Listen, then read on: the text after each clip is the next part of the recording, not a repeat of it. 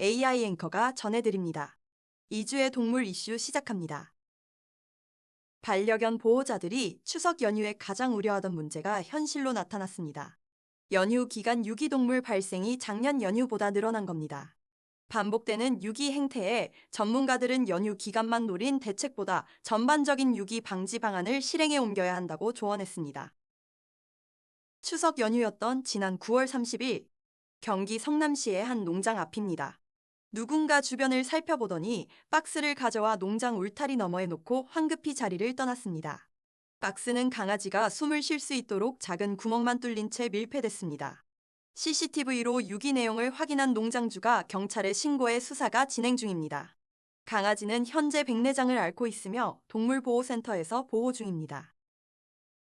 국가동물보호정보 시스템에 따르면 추석 연휴 6일간 이런 유기동물은 845건 발생했습니다.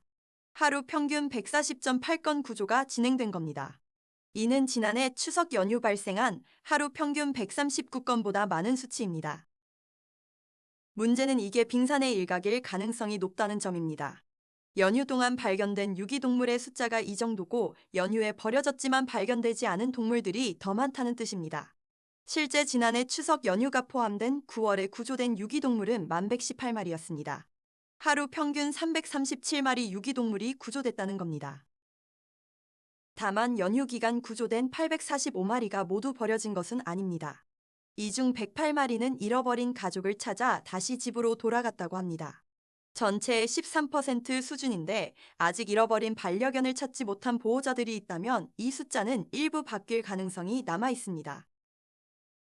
그러나 버려진 동물이 절대 다수를 이루는 추세를 바꾸지는 못할 듯합니다.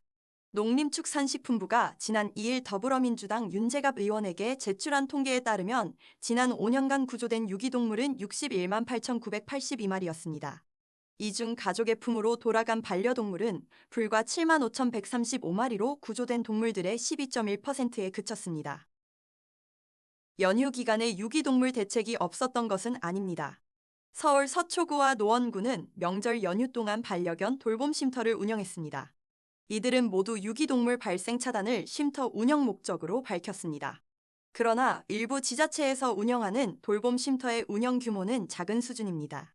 실제로 노원구는 이번 추석 연휴에 선착순 30마리만 신청을 받았습니다.